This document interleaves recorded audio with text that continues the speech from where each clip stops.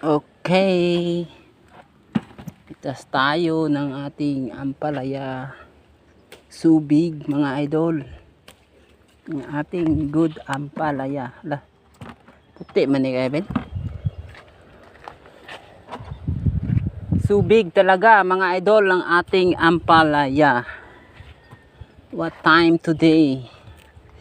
Okay, harvested tayo ang ating plantation ng ampalaya.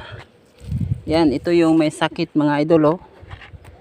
Tinamaan ito mga idol, oh, ng ating fruit fly. Tinatawag nga fruit fly. So mas delikado kapag tatamaan ng bunga ng fruit fly. Kasi magkaroon tayo ng disalign ng ating fruit fly.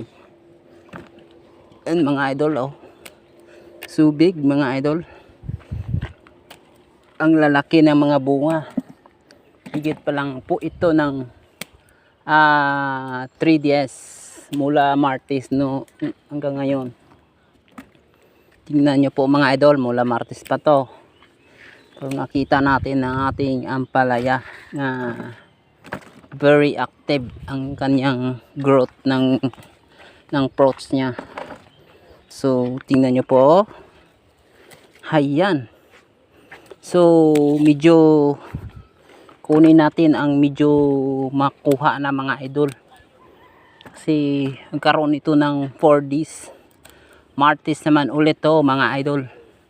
So kailangan natin kunin ang pwede na, kasi delikado magkaroon tayo ng overweight or sobrang laki ng mga bunga ng ating ampalaya kapag 4 days.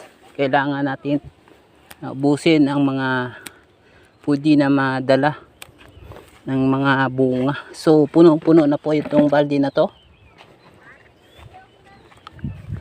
Makita natin nga ang bunga ng ating ampalaya is very rich or more, dahil po ito sa ating pag-alaga o magandang pag-aalaga. So puno na po yung balde natin. Hakutin natin puntang tambakan mga idol.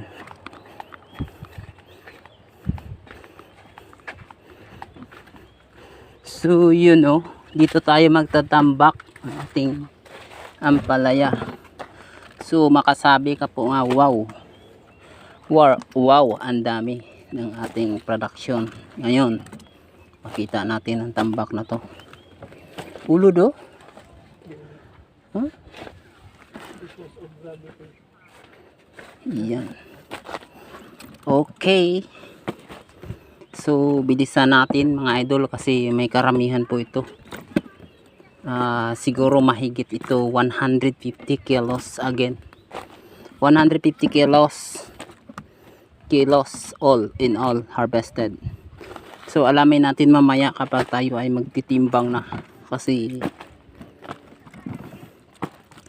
para makita natin. So pero yung ating presyo ng ampalaya medyo nagbaba mga idol, dahil sa sabayan ng ating production. So sigurado okay lang yan. Importante nga maubos natin ang ating produkto, mabinta natin lahat, diba? Ayun, dito na tayo sa proceed naman tayo sa pagpitas. Okay, may kalakihan to,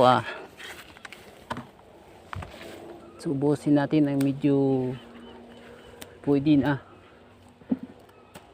kasi mag-abot tayo ng 4 na araw.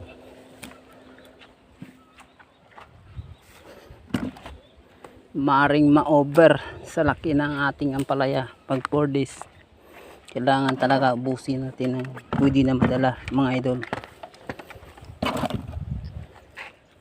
You know, Siguro ang 1 kilo mga idol, pag malaki-laki ay nandyan na 3 or malaki 2 piraso lang. You know, you know, you know, you know. Ayan. Ayan. Ayan mga idol.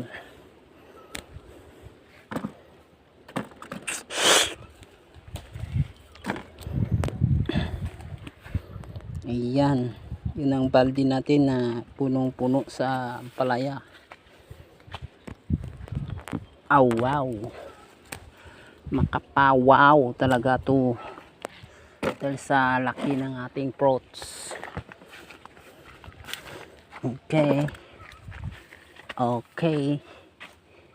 Okay. The time is harvested. Okay. So medyo pangit na putot mga idol ay ilaglag na natin to. Kasi pag lumaki yan, abala lang. Hindi naman talaga mabinta yan. Yan ang dahilan na pagpitas natin, daglag na natin dati. Tulad nito, immuse to mga idol ah. Wala na to ah.